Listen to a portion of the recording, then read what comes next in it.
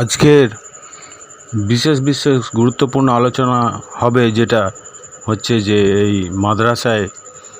মাদ্রাসায় পড়ে যারা আলেম হয়েছে তারা যেভাবে টাকা পয়সাগুলোকে নিচ্ছে এবং পাবলিক যে এগুলোকে দিচ্ছে, সেইগুলো টাকা পয়সা নেওয়া এবং দেওয়া সঠিক বেদাত না ওটা নাজায়েজ, সেই সব বিষয়ে আলোচনা করব। আর নামাজের বিষয়ে কিছুটা আলোচনা করব। নামাজ পড়ে, কোরআন পড়ে বা মিলাদ পড়ে জলসা করে যারা টাকা নিচ্ছে, এগুলো পেটে আগুন ভরছে, এগুলো তো প্রতিদান নেওয়াই যাবে না। সেইগুলো আল্লাহ কোরআনের মধ্যে যেগুলোকে রচনা করেছে সেইগুলোকে আমি বলছি।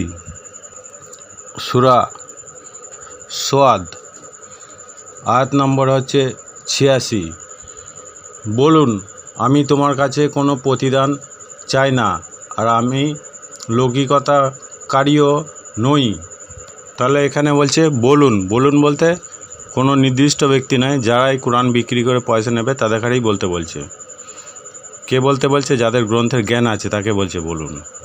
আর সূরা তুর 40 নম্বর আয়াতে বলছে, না আপনি তাদের কাছে পারিশ্রমিক চান যে তাদের উপর জরিমানার বোঝা চেপে বসে। তাহলে বলছে যে আপনি তাদের কাছে পারিশ্রমিক চান যে তাদের কাছে জরিমানার বোঝা চেপে বসে, এই ধরনের কাজ করতে নিষেধ করছে সূরা তুরের 40 নম্বর আয়াতে। আর সূরা শুআরার 164 নম্বর আয়াতে আল্লাহ বলছে যে আমি এর জন্য তোমাদের কাছে, আল্লাহ কোরআনের মধ্যে বলে দিয়েছে, যারা কোরআন পাঠ করছে বা শোনাচ্ছে বা শিক্ষা দিচ্ছে, জলসা করছে, তাদের কাছে বলছে যে আমি তোমাদের কাছে কোনো প্রতিদান চাই না, আমার প্রতিদান তো বিশ্বের পালনকর্তা দেবেন।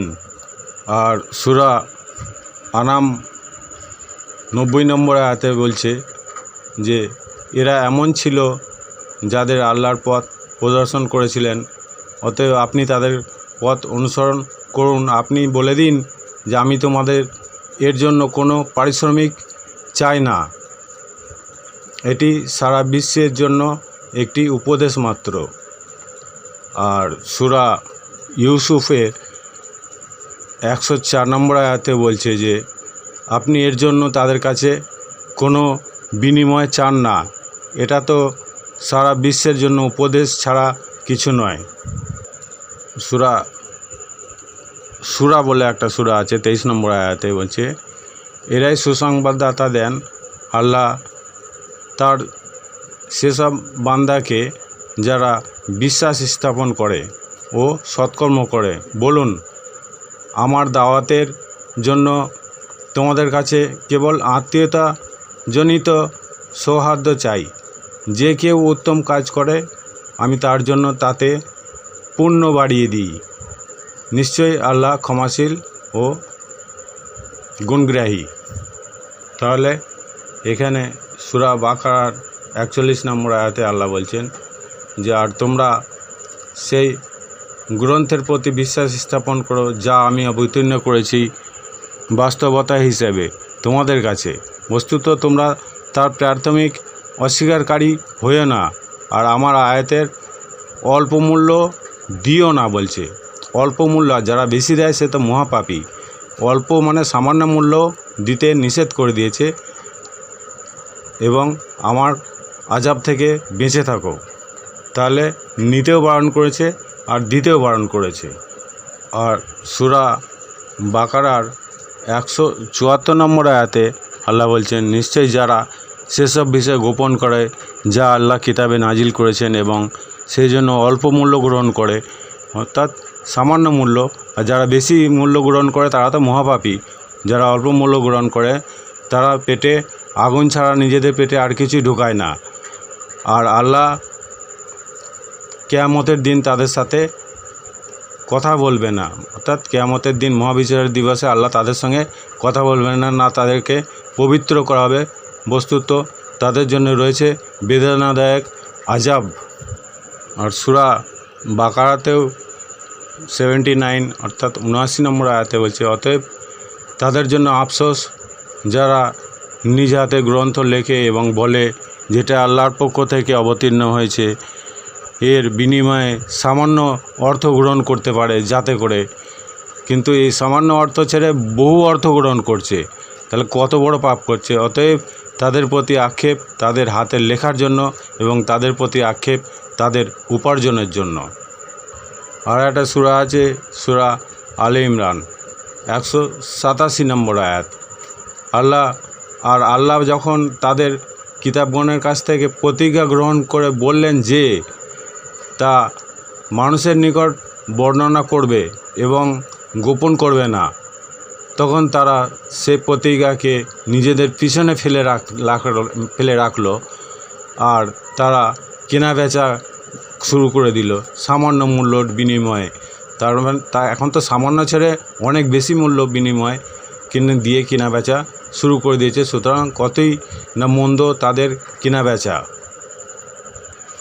আর একটা সূরা তওবা 34 নম্বর আয়াতে বলছে যে হে ইমানদারগণ, আলেম ও কোরআন বিক্রির উদ্দেশ্যে যারা সংসার ছেড়ে বেড়ায় তারা অনেকে লোকেদের মালামাল অন্যায়ভাবে ভোগ করে চলেছে এবং আল্লাহর পথ থেকে লোকেদের নিবৃত রেখেছে। আর যারা স্বর্ণরূপা জমা করে রাখে এবং তা ব্যয় করে না, সেটা কোথায় ব্যয় করে, সেটা মানে যারা লাওয়াল হাদিসের যে আলেম তৈরি হচ্ছে সেখানে ব্যয় করে।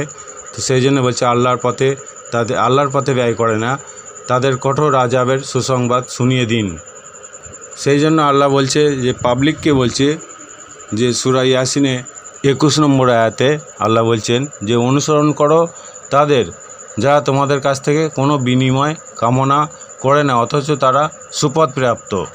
তাহলে এখানে কি বোঝা যাচ্ছে যে অনুসরণ করতে বলছে তাদের কাছে যারা তোমাদের কাছ থেকে কোনো বিনিময় কামনাও করে না অথচ তারা সুপথ প্রাপ্ত। কিন্তু মানুষ কী করছে, যারা বিনিময় কামনা করছে এবং বিনিময় চাইছে এবং বিনিময় দিচ্ছে তাদের কাছ থেকেই তাদের কারেই মানে অনুসরণ করে চলেছে। এগুলো কি হচ্ছে, এগুলো মানে একদম জাহিলিয়াতের মতো কাজ হচ্ছে। আর একটা বিষয় হচ্ছে যেটা আল্লাহর মসজিদ সময়ে আল্লাহকে ছাড়া কাউকে ডাকতে আল্লাহ নিষেধ করেছেন। একমাত্র শুধু মসজিদের মধ্যে আল্লাহকেই ডাকবে। সেটা কোথায় আছে, সূরা জিন 18 নম্বর আয়াতে লেখা আছে, অতএব তোমরা আল্লাহ তাআলার সাথে কাউকে ডেকো না। তাহলে কি করছে, আল্লাহর সঙ্গে আদম থেকে ঈসা পর্যন্ত সবাইকে ডাকছে। আবার নামাজ পড়ার সেজদা মানে সালাম ফিরানোর আগেও দরুদ ইব্রাহিম পাঠ করছে, আল্লাহুম্মা সাল্লি আলা মুহাম্মাদিন ওয়া আলা আলি মুহাম্মাদিন কামা সাল্লাইতা আলা ইব্রাহিমা। এখানে মোহাম্মদ ইব্রাহিম দুটোই চলে আসছে। তাহলে আল্লাহর ঘরে অন্য কাউকে ডাকতে নিষেধ করে দিয়েছে, তবুও ডাকছে। এইগুলো কি করছে, এগুলো মাদরামি করছে। আর একটা বিষয় আছে যেটা আল্লাহ খোদ কোরআনের মধ্যে বলে দিয়েছে যে নামাজের স্বর খুব বেশি উঁচু করো না, আবার অতিরিক্ত ক্ষীণ করো না, যাতে মানুষ শুনতে না পায়। এটা কোথায় আছে, এটা সূরা বনি ইসরাইল 110 নম্বর আয়াতে বলছে, বলুন আল্লাহ বলে আহ্বান করো কিংবা রহমান বলে আহ্বান করো, যে নামই আহ্বান করো না কেন সব সুন্দর নাম তারই। আপনি নিজের নামাজ আদায়কালে স্বর উচ্চ করো না, অর্থাৎ নামাজের সময় স্বরকে উচ্চ গ্রাসে নিয়ে গিয়ে পড়বে না এবং নিঃশব্দেও পড়বে না। তাহলে তদদুয়ে অর্থাৎ এই দুইয়ের মধ্যবর্তী পন্থা অবলম্বন করতে বলে দিয়েছে আল্লাহ। কিন্তু মানুষ কি করছে, 3 রাকাত নামাজ জোরে জোরে পড়ছে, ফজরের নামাজ, মগরিবের নামাজ, ঈশার নামাজ জোরে জোরে কিরাত পড়ছে, আর দুপুরবেলা যে নামাজটা হয় জোহরের আর বিকেলে যেটা হয় আসরের, সেই নামাজের কিরাতগুলো এত ক্ষীণ আওয়াজ করছে যেটা মানুষ শুনতেই পাচ্ছে না। এগুলো হচ্ছে এক ধরনের, আল্লাহর মানে হুকুমের বাইরে চলছে, অর্থাৎ মাদরামি হচ্ছে এগুলো। আর মানুষ এইসব বিষয়গুলো আলেমরা তো বলেই না, আর যারা নামাজ পড়তে যায় মুসল্লি তারাও জানে না, আর অজান্তিতেও তারা চুপচাপ বসে বসে শুনছে। আর যখন নিঃশব্দে বসে তখনও সে চুপচাপ থাকে।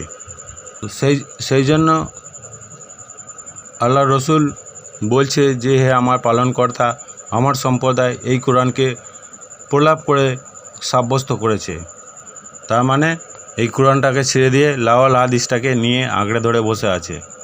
তাহলে মানুষকে কঠোর পরিশ্রমের উপর দিয়ে চলার জন্য সৃষ্টি করেছে এবং পরীক্ষা করার জন্য যে কে কঠোর পরিশ্রমে কে বেশি এবং কে কম সেটাও পরীক্ষা করবে। সেই জন্যে নামাজ শেষ হয়ে গেলে রুজির সন্ধানে বেরিয়ে পড়ার কথা আল্লাহ বলেছে। সূরা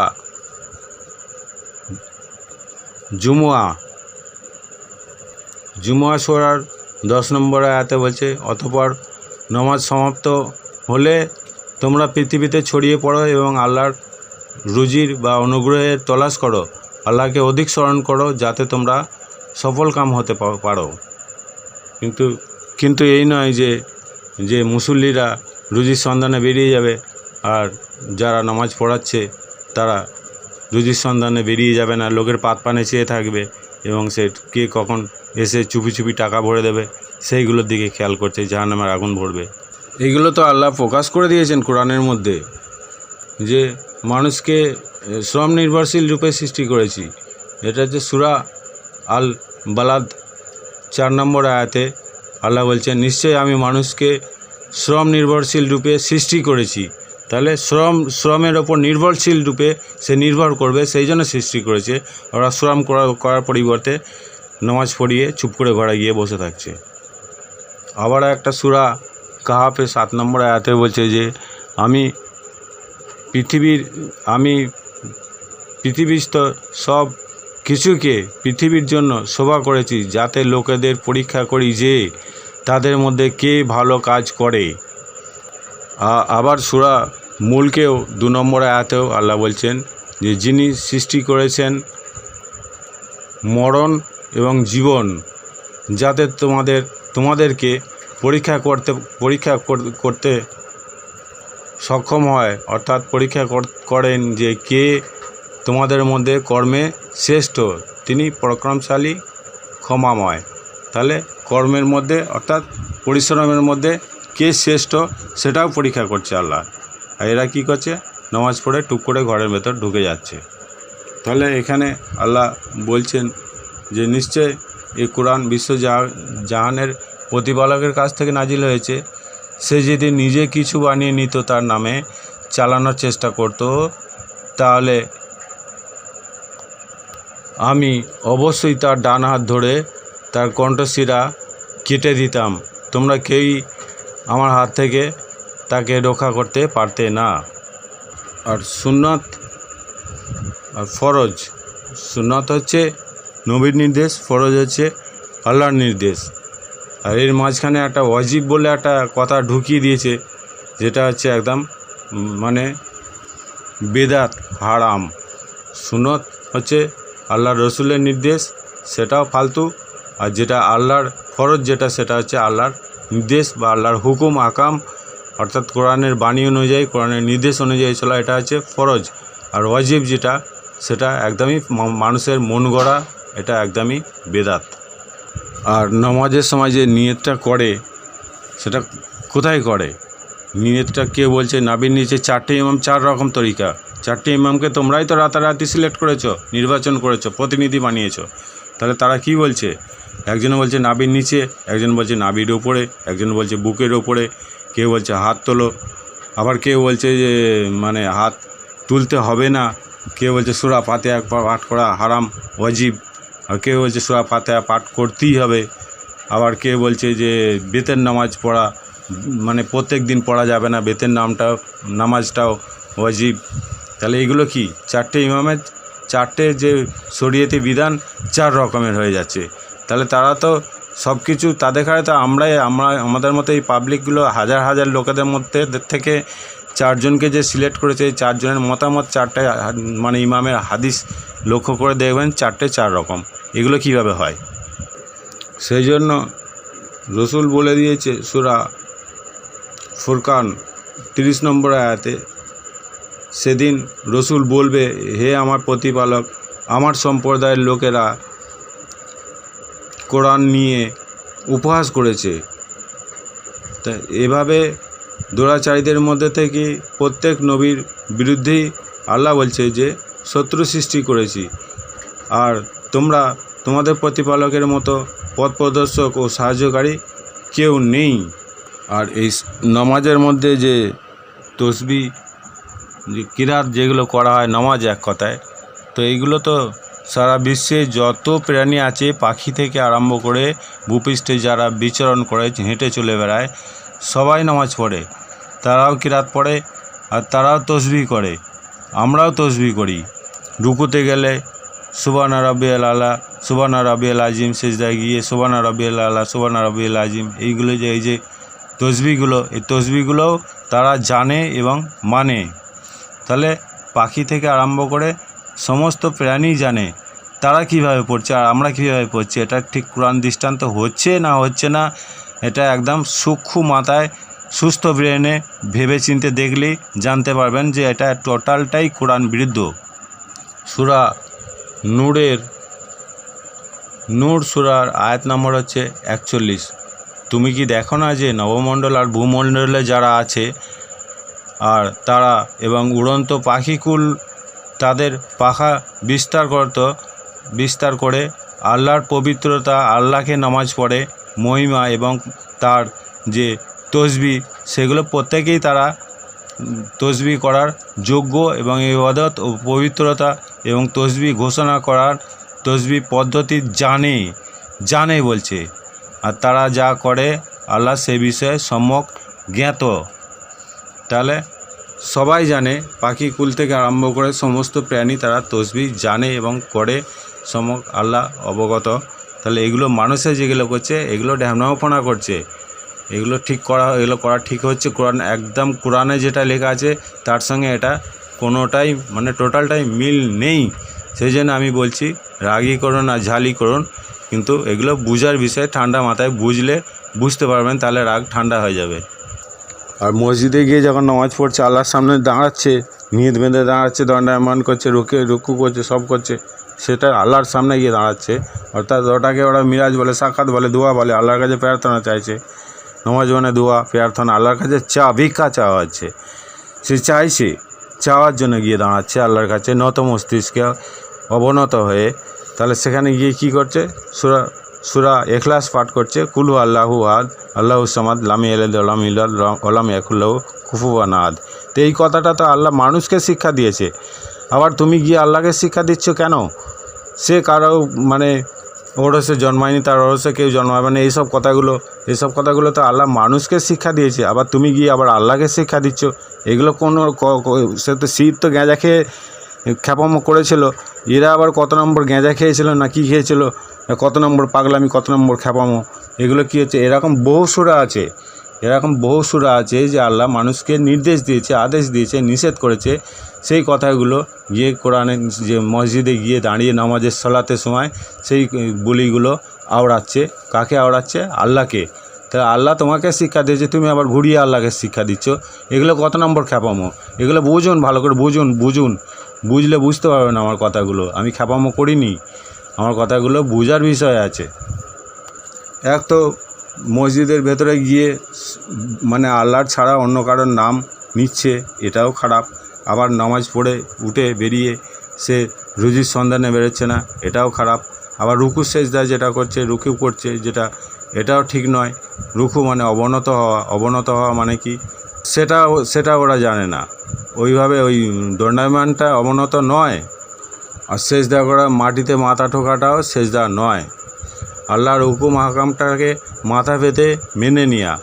আর রুকু হচ্ছে অবনত হওয়া, মানুষকে ভদ্রভাবে নম্রভাবে শিষ্টাচারের সঙ্গে মানে তাদের সঙ্গে আচরণ করা, এটা হচ্ছে রোকেয়ান অর্থাৎ রুকু। তাহলে সমস্ত পৃথিবীতে যত রকমের প্রাণী আছে সবাই আল্লাহকে নামাজ পড়ে, তাহলে ওদের নামাজও পড়ে, ওরা তসবিহও করে। তাহলে ওদের তসবিহ আর ওদের নামাজগুলো, ওগুলোর মধ্যে দেখো কি আছে, কিভাবে পড়ছে সেই প্রসেসগুলো। আর যেটা লাহওয়াল হাদিস, যেটা ইবলিস শয়তান যেটাকে মানে রচনা করেছে, আর যেটা এহসানাল হাদিস, আল্লাহ খোদ কোরআনের মধ্যে যে রচনা করেছে হাদিসগুলোকে, সে হাদিসগুলোকে ছেড়ে দিয়ে আল্লাহ রসুল বলছে তো আমার কোরআন ছেড়ে দিয়ে ওরা অন্য লাওয়াল কোরআনের মধ্যে চলে গেছে, এটা তো আমি বলেই গেলাম পিছনে।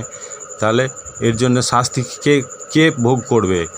যারা লাওয়াল হাদিসটাকে আঁকড়ে ধরে বসে আছে এবং ছাড়ছে না, বাপ দাদার 14 পুরুষরা করে এসছে, সেই সুবাদে এরাও করছে। এরা বলছে আমাদের কোনো দোষ নেই। আরে সেই সময় তো কোনো মোবাইল ছিল না, প্লেন ছিল না, কোনো মানে এক্সপ্রেস ছিল বা রেল এক্সপ্রেস যেটাকে বলা হয়, যে তাড়াতাড়ি গিয়ে একটা দেশ থেকে একটা দেশে পৌঁছে গিয়ে খবরাখবর নেবে বা কোনো কিছু ম্যাথোলজি সংগ্রহ করবে বা ফোন করে জিজ্ঞেস করবে, সেরকম ধরনের তো কিছু ছিল না। একমাত্র ঘোড়ার গাড়ি, গরু গাড়ি, হেঁটে যাওয়া ছাড়া তো কিছু ছিল না।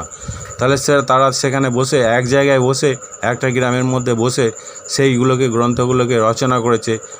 সেই পুরানো যুগের রচনা, সেই রচনাগুলোকে নিয়ে আঁকড়ে ধরে বসে আছে। এখনকার এই যুগের ইউটিউব হয়েছে, মোবাইল হয়েছে, প্লেন হয়েছে, চারিদিকে আল্লাহ বলছে পরিভ্রমণ করে দেখো আমার সৃষ্টি জগতের আমি কি সৃষ্টি করেছি সেগুলোকে দেখো এবং জ্ঞান সঞ্চয় করো। কিন্তু সেটা দেখা বন্ধ করে দে, ঘরে বসে ইউটিউব খুললি সব কিছু দেখতে পাবে। সেগুলো দেখা বাদ দিয়ে আঁকড়ে ধরে বসে আছে। লাওয়াল হাদিস কি সেটাও জানে না, যে আল্লাহ কোরআনে যে এহসানাল হাদিস যেটা লেখা আছে, এর আগের ভিডিওতে বলেছি, সে হাদিসটাকে ফলো করবে। আর যে লাওয়াল হাদিস ফলো করবে সে জাহান্নামে যাবে। এহসানাল হাদিস ফলো করলে, সেই অনুযায়ী চললে সে জান্নাতে যাবে। তাহলে প্রত্যেকটা মানুষই কী করছে?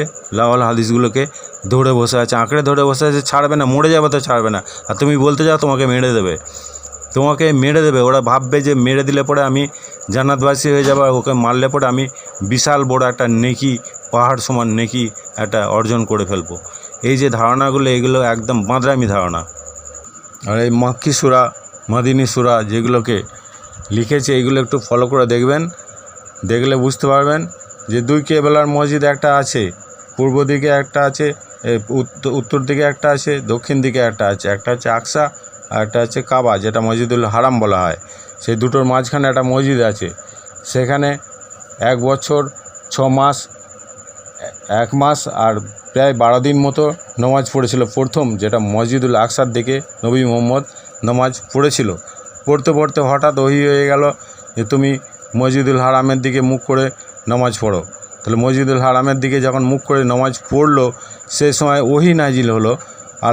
আল্লাহর কাছ থেকে ওহী হলো, ডানা নিয়ে এসে একজন ওহী বলে একজন কে আছে জানি না, সেটা আল্লাহই জানে আর তারা জানে। সে এসে কানে কানে বলে দিল তুমি মসজিদুল আকসার দিক থেকে মুখ ঘুরিয়ে নাও, নিয়ে মসজিদুল হারামের দিকে অর্থাৎ কাবা শরীফের দিকে মুখ করে নামাজ পড়ো। তো এই ওহীটা যখন নাজিল হয়েছিল, সেটা তো সে মক্কাতে ছিল, মদিনা তো পালিয়ে যায়নি। সেই মদিনাতে তো হিজরত করেনি। তো মক্কাতে যখন ছিল, সেই সময় যখন এই ওহী নাজিল হয়েছিল, তাহলে ওই সূরাটা মাদিনী সূরা কী করে হলো? তখন তো মদিনায় পৌঁছায়নি। মাদিনী সূরা কী করে হতে পারে? এরকম ধরনের বহু আছে। আপনারা কোরআনটাকে ফলো করে দেখবেন, কী খেয়ে কত নম্বর গাঁজা খেয়ে লিখেছে, এইগুলোকে পড়লেই বুঝতে পারবেন আস্তে আস্তে যে আমি ঠিক বলছি না ভুল বলছি। মাক্কি সূরার মধ্যে মোটামুটি টোটাল আনুমানিক 27টা সূরা আছে, কিন্তু সেই সূরার মধ্যে যে ঘটনাগুলো মক্কায় ঘটেছে, সেই ঘটনাগুলো মাদিনী সূরা বলে, অর্থাৎ মদিনাতে সেগুলো ওহী হয়েছিল, নাজিল হয়েছিল নবী মুহাম্মদের ওপরে। এই ঘটনাগুলো বহু ঘটনা আছে, আমি বলতে গেলে পরে ভিডিও অনেক বড় হয়ে যাবে, আমি বড় করতে চাইছি না। আপনারা নিজেরাই কোরআনটাকে পড়ুন এবং দেখুন মাক্কি সূরা এবং মদিনা সূরা, এবং ঘটনাগুলো কোথাকার ঘটনা কোথায় নিয়ে চলে গেছে। এগুলো কী খেয়ে, গাঁজা খেয়েছে না আফিন খেয়েছে, কী খেয়ে করেছে, সেটা আল্লাহ জানে আর তারা জানে। তাহলে নামাজের স্বর খুব বেশি উঁচু করতে বারণ করেছে, নিষেধ করেছে আল্লাহ কোরআনের মধ্যে। আবার অতি ক্ষীণ করতেও নিষেধ করেছে, যাতে শুনতে না পায়। কিন্তু এরা কী করছে? দুটো নামাজ, যেটা হচ্ছে জোহরের আর আসরের নামাজ, সেই নামাজগুলো এতটাই ক্ষীণ করছে যে যারা নামাজ পড়তে আসছে, অর্থাৎ যেগুলো মুসল্লি বলা হয়, তারা তো শুনতেই পায় না। আর দুটো কিরাত, বাকি 3টে কিরাত এত জোরে জোরে পড়ছে যে তারা শুনতে পাচ্ছে। এরকম তো কোরআনে লেখা নেই যে অর্ধেক আস্তে পড়ো আর অর্ধেক জোরে পড়ো, এরকম কথা লেখা নেই। কিন্তু এরা করছে, কেন করছে বেদাত কাজটা? এদের গুনাহ, আল্লাহ গুনাহ দেবে, জাহান্নামের শাস্তি, জাহান্নামে আগুনে পুড়িয়ে সোজা করবে। এই কথাগুলো ওদের মৃত্যুকে ভয় হয় না, জাহান্নামকে ভয় খায় না, পরকালকে ভয় খায় না। আর নামাজ পড়ে যে রুজির সন্ধানে বেরিয়ে পড়ো, রুজির সন্ধানে কোন ইমাম সাহেব নামাজ পড়ে রুজির সন্ধানে বেরিয়ে পড়ে? আরে এই যে মানে মাদ্রাসাগুলো হয়েছে, এগুলো কতদিন আগে হয়েছে? 150 বছর আগে। তার আগে তো মাদ্রাসা বলে কিছুই ছিল না, আলেম বলে কিছুই ছিল না। এরা যে আলেম মানে হচ্ছে এলিম, অর্থাৎ জ্ঞান সংগ্রহ করেছে। তাহলে ইউনিভার্সিটি থেকে যারা জ্ঞান সংগ্রহ করেছে তারা পাবলিকের জন্য কাজ করছে। কেউ প্লেন চালাচ্ছে, কেউ কম্পিউটার চালাচ্ছে, কেউ সার্জারি করছে, কেউ মানে এক্সপ্রেস চালাচ্ছে, কেউ বিভিন্ন রকমের ইঞ্জিনিয়ারিং কাজ করছে। এরাও তো মানে আলেম। তো এই আলেমগুলো যারা ইউনিভার্সিটি থেকে পাস করে বেরিয়েছে, এরা তো মানুষের উপকার করছে। আর ওরা কি করছে? মানুষকে লাওয়াল হাদিসের মানে হেঁয়ালি গল্প শুনিয়ে মানে অবাস্তব ঘটনাগুলোকে, রূপক ঘটনাগুলোকে, কাল্পনিক ঘটনাগুলোকে শুনে, যেগুলো শয়তানি বিদ্যা, সেইগুলোকে মানুষের মাথায় ঢুকিয়ে নিজে তো জাহান্নামে চলে যাচ্ছেই, আর সবাইকে সঙ্গে নিয়ে পাল গুটিয়ে নিয়ে চলে যাচ্ছে। বলার তো অনেক কিছু ছিল, কিন্তু বললে ভিডিও বড় হয়ে যায়, আপনাদের শুনতে বিরক্ত লাগবে। সেই জন্য আমি ভিডিওটা সংক্ষেপে করে দিলাম, তাড়াতাড়ি করে বলে দিলাম। যদি জ্ঞান থাকে বুঝে নেবেন। আগে কলবের বিষয়টা বলা হয়েছিল, কলবটা কি? কলবটাকে পবিত্র রাখতে হবে। পবিত্র না হলে, পবিত্র না হলে কোরআন স্পর্শ করবে না। শুধু জোয়ান মেয়ে ছেলের কথা যদি আরাধনা করে ওই কলবের মধ্যে, অর্থাৎ ব্রেনের মধ্যে, তাহলে কী হবে? আল্লাহর আরাধনা ছেড়ে দিয়ে সেটা পবিত্র থাকবে, অপবিত্র হয়ে যাবে। তাহলে কী হবে? নর্দমার পানি দিয়ে যদি কোনো জলের পাত্রে যদি রাখা হয়, তাহলে শ্যাওলা পড়ে যাবে। পবিত্র পানি যদি রাখা হয়, তাহলে শ্যাওলা পড়বে না। তাহলে সেই শ্যাওলা যদি পড়ে যায়, তাহলে তার কলবের মধ্যে যে শ্যাওলা পড়ে যাচ্ছে, তাহলে সেখানে কোরআনটা স্পর্শ করবে কীভাবে? হাত দিয়ে স্পর্শ কথা নয় তো, এটা হচ্ছে কলব দিয়ে স্পর্শ করবে। অর্থাৎ সে কলব দিয়ে স্পর্শ করে ধমনির মধ্যে তাকে হৃৎপিণ্ড পাঞ্চ করে পৌঁছে দেবে, অনুধাবন হবে। তার মানে সেখানে পোতাদেশ হবে। পোতাদেশ মানে ওইটা নয় যে আকাশ থেকে ডানা নিয়ে এসে কেউ একজনে এসে দাঁড়িয়ে যাবে সামনে, হঠাৎ তাকে কানে কানে বলে দেবে, আর কেউ শুনতে পাবে না।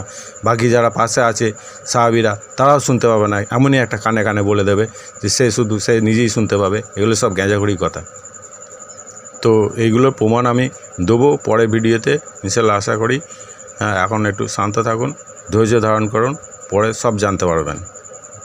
আর যদি কারো গায়ে লাগে, তাহলে আমাকে প্লিজ দয়া করে ক্ষমা করে দেবেন, মার্জনা করে দেবেন। আমার যদি বক্তব্যের মধ্যে কোনো ভুল ত্রুটি হয়ে থাকে, আর তবে চেষ্টা করবেন যে কোরআনটাকে পড়ে ভালোভাবে বুঝতে, উপলব্ধি করতে, তাহলে ক্লিয়ার হয়ে যাবে। আর যদি ক্লিয়ার না হয়, বিতর্ক করবেন না কারোর সঙ্গে। এই বিষয় নিয়ে কারোর সঙ্গে বিতর্ক করবেন না, আর আমাকেও দোষী করার চেষ্টা করবেন না। যেটা সত্য সেটা আমি বলছি, তাতে পরে জেল, ফাঁসি, জরিমানা যাহাই হোক, কিন্তু আল্লাহর কাছে তো আমার মানে আসল প্রতিদান তো আল্লাহর কাছে আছে, সেটা আমি পেয়েই যাব। আর এই কোরআনকে আল্লাহ স্বয়ং নিজে রচনা করেন, এবং সেটা কোথায় রচনা করেন? কলবের মধ্যে। আর সেই কোরআনটাকে আল্লাহ স্বয়ং নিজে সংরক্ষণ করেন। মানুষের কোনো ক্ষমতা নাই। পৃথিবীর সমস্ত সমস্ত আলেমরা যদি চেষ্টা করে, একটা ছোট্ট সূরাও তারা ব্যাখ্যা করতে পারবে না, এটা কোরআনে লিখে দিয়েছে। তাহলে ওরা কি করে? মাদ্রাসার মধ্যে গিয়ে কোরআনটাকে আরবিতে মুখস্থ করে নিল, জিজ্ঞেস করলে কিছুই বলতে পারবে না। আর যেগুলো আরবির মানে যাদের শেখানো হয়, তারা শুধু হাদিসের মানে অনুসন্ধান করে সারা জীবন, সারা লাইফ, যতদিন মাদ্রাসায় পড়ে এবং বুড়োকাল, মরণকাল পর্যন্ত শুধুমাত্র ওই লাওয়াল হাদিসকে অনুসন্ধান করে, রিসার্চ করে করে করে করে করে করে মানুষকে জাহান্নামের দিকে হাঁকিয়ে নিয়ে যাচ্ছে। তার মানে আমি তো যাবই, তোরাও আমার সঙ্গে চল, আমি একা কেন যাব? আর কোরআনের যে আসল কথাগুলো, যেগুলো আমি বলবো ভিডিওতে বলবো, এই পরে পিছনে ভিডিওগুলো দেখবেন, যে এইগুলো কোরআনে আল্লাহ স্বয়ং নিজে রচনা করে। যে যদি ক্ষমতা থাকে আয়াতগুলো কেটে বাদ দিয়ে দে। যদি ঘাড়ে এত রক্ত থাকে, যদি এত তেজ থাকে তোদের ব্লাডের, তাহলে ওই আয়াতগুলো কেটে ফেলে দিয়ে দেখ কি পরিস্থিতি হয়। আর আমি যেটা বলি কোরআনের বাইরে বলি না এবং বলতে পারবো না। তবুও আপনাদের বিচার অনুযায়ী যদি খারাপ লাগে, তাহলে আমাকে প্লিজ ক্ষমা করে দেবেন। আমি আপনাদের কাছে ক্ষমা চাইছি, আর বোঝার চেষ্টা করবেন, তাহলেই সমস্যার সমাধান হয়ে যাবে। মানে আল্লাহ যদি ক্ষমা করতে পারে, মানুষ তো ক্ষমা করবেই। মানুষের ক্ষমা করাটা এমন কিছু দুঃসাধ্য ব্যাপার নয়। আল্লাহ বলছে তো, তওবাকারীকে আমি পছন্দ করি, যে ক্ষমা করে দেয় তাকে আমি খুব পছন্দ করি। তাহলে মানুষ যদি ক্ষমা করে, তাহলে আল্লাহ তাকে ভালোবাসে। আর যে ক্ষমা করতে পারে না, আল্লাহ তাকে মোটেই ভালোবাসে না। বলার তো অনেক কিছুই আছে, কিন্তু এই ভিডিওটা বড় হয়ে যাচ্ছে, প্রায় 30 মিনিট হতে চলেছে। আমি আমার বক্তব্য এখানেই শেষ করছি। সবাই সতর্ক থাকুন, কোরআনটাকে বাংলায় পড়ুন। কোরআনটা বোঝার জন্য যারা গভীর জ্ঞানের অধিকারী, সুগভীর জ্ঞানের অধিকারী, চিন্তাশীল ব্যক্তি, বুদ্ধিমান ব্যক্তি, তাদের জন্য কোরআন সব জায়গায় লেখা আছে। কিন্তু তাই বলে ওই নয় যে আর বিদেশি আরবি ভাষাতে পড়ে ফেলে গল করে হাসে কুড়ো খাওয়ার মতো পড়ে ফেলে, কিছুই বুঝলে না, জিজ্ঞেস করলে বলতে পারবে না। এগুলো হচ্ছে একদম ফালতু কাজ, এগুলো খ্যাপমো। আর যদিও বা বাংলা আরবির যে বাংলা মানেটা যদিও বা জানে, সে শুধু লাওয়াল হাদিস ছাড়া আর কিছুই জানে না। কোরআন সম্বন্ধে কিচ্ছু জানে না। একটা আলেমও বলতে পারে, আমি গ্যারান্টি দিয়ে বলতে, আল্লাহ স্বয়ং নিজে বলেছে সমস্ত আলেম যদি একসঙ্গে হয়ে যায় তবু একটা ছোট্ট সূরা রচনা করা তাদের ক্ষমতা নেই। ওইগুলো অথচ তারা প্রতিদান নিচ্ছে, অথচ তা প্রতিদান দিতেও বারণ করেছে, নিতেও বারণ করেছে। যারা প্রতিদান নিচ্ছে না তাদের কাছে বলছে শিক্ষা নিতে, আর যারা প্রতিদান নিচ্ছে তাদের কাছে শিক্ষা নিচ্ছে। এগুলো কী হচ্ছে? এগুলো একদমই গর্দভের মতো কাজ হচ্ছে। অতএব ওগুলো থেকে সাবধান থাকুন, সতর্ক থাকুন। আমি আমার ভিডিও এখানেই শেষ করছি। খোদা হাফেজ।